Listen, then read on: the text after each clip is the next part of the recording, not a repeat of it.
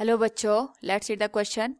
A small object of uniform density rolls up a rough curved surface without slipping with an initial velocity v. It reaches up to a maximum height of 3v square by 4g with respect to the initial position. The object is first solid sphere, second hollow sphere, third disk and fourth is ring. Now to answer this question, first we will discuss here the key concept. And here the key concept is conservation of energy. तो जब हम बात करते हैं conservation of energy की, it states that the total sum of the energy always remains constant. Basically हम यहाँ बात करते हैं काइनेटिक एनर्जी और पोटेंशियल एनर्जी के सम की. तो यहाँ पे हमारे पास एक स्मॉल ऑब्जेक्ट दे रखा है which have the uniform density, और जो एक रफ कर्व सरफेस के ऊपर विदाउट स्लिपिंग यहाँ पे v वेलोसिटी के साथ मूव कर रहा है. तो हम यहाँ पे पहले कर्व सरफेस ड्रॉ कर देते हैं. It will be like this. ये हमारे पास कोई कर्व्ड सरफेस है और इसकी जो यहाँ पे वेलोसिटी दे रखी है it is given as v. ये इसमें यहाँ पे ऊपर इंक्लाइन करेगा और जो हाइट दे रखी है यहाँ पे it is 3 into V square divided by 4g के बराबर.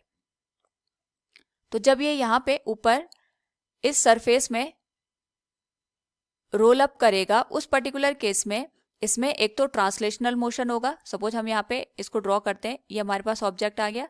एक तो इस तरीके से ट्रांसलेशनल मोशन करेगा, साथ में यहाँ पे अपने एक्सिस के करस्पॉन्डिंग रोटेशन भी करेगा.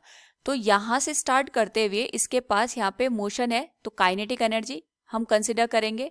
पोटेंशियल एनर्जी क्योंकि हम यहाँ पे इस पॉइंट को रेफरेंस मान रहे हैं, तो यहाँ पे हमारे पास पोटेंशियल एनर्जी जीरो हो जाएगी. और जब ये मैक्सिमम हाइट को रीच करेगा उस केस में यहाँ पे काइनेटिक एनर्जी जीरो हो जाएगी. So from the conservation of energy हम अगर पॉइंट को नाम दे दें, यहाँ पे ए पॉइंट मान लेते हैं और इसको बी मान लेते हैं. Total energy at point A will be equal to total energy at point B. तो ए पे जो हमारे पास एनर्जी आएगी, एक तो काइनेटिक एनर्जी आएगी और दूसरा यहाँ पे पोटेंशियल एनर्जी आएगी. इसी तरीके से बी पॉइंट पे एक तो काइनेटिक एनर्जी हम कंसिडर करेंगे and second one will be the potential energy. और क्योंकि हमारे पास जो ए पॉइंट है इसको हमने रेफरेंस माना है, इसलिए जो पोटेंशियल एनर्जी की वैल्यू होगी ये तो जीरो हो जाएगी.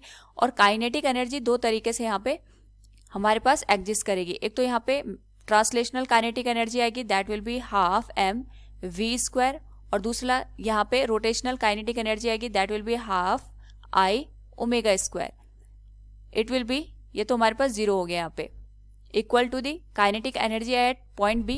क्योंकि मैक्सिमम हाइट को रीच कर रहा है तो काइनेटिक एनर्जी यहाँ पे जीरो हो जाएगी वेलोसिटी जीरो होने की वजह से. और पोटेंशियल एनर्जी होगी m इंटू जी इंटू एच.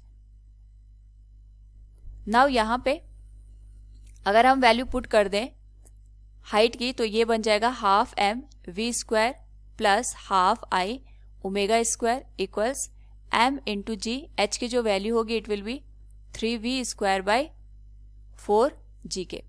तो यहाँ पे अगर हम कहीं से i की वैल्यू फाइंड आउट कर दें तो जो गिवन ऑप्शंस हैं उनके मोमेंट ऑफ इनर्शिया को हम इस मोमेंट ऑफ इनर्शिया से कंपेयर कर सकते हैं. उससे हमें ये पता चल जाएगा कि हमने यहाँ पे कौन सा मटेरियल या ऑब्जेक्ट यूज किया है. तो यहाँ पे अगर हम वैल्यू पुट कर दें तो ये हो जाएगा half M V square plus half I. Omega को हम रिप्लेस कर रहे हैं यहाँ पे v इक्वल्स आर ओमेगा से, क्योंकि यहाँ पे कोई भी स्लिपिंग नहीं हो रही है. प्योर रोलिंग का केस है. प्योर रोलिंग के केस में v की वैल्यू आर ओमेगा के बराबर होती है. तो ओमेगा को रिप्लेस करके हम लिख सकते हैं v square by are square equals m into g से जी कैंसिल हो जाएगा, तो ये बन जाएगा 3/4 m इंटू वी स्क्वायर के. नाउ यहाँ पे अगर हम इसको फर्दर सॉल्व करें it will become 1/2 i into V square by are square equals, इसको हम RHS में अगर शिफ्ट कर दें तो ये बन जाएगा 3/4 m into V square minus 1/2 m into V square. तो ये हो जाएगा 2 2 जा 4, 3 माइनस 2 ये बन जाएगा 1. तो हम इसको लिखेंगे 1/4 m into V square will be equal to 1/2 i into V square by are square. Now यहाँ पे जो वी स्क्वायर का टर्म है it will cancel out with the v square at the RHS. और i की जो value आएगी it will be 2 2 जो 4, 1/2 m इंटू आर स्क्वायर। तो जो ये मोमेंट ऑफ इनर्शिया हमारे पास यहाँ पे निकल के आया है, it is the moment of inertia of a disc corresponding to the axis passing through the center of mass. So from the given option we can say the object will be disk. Option third will be the correct one. Hope all you understood it. Thank you and best of luck.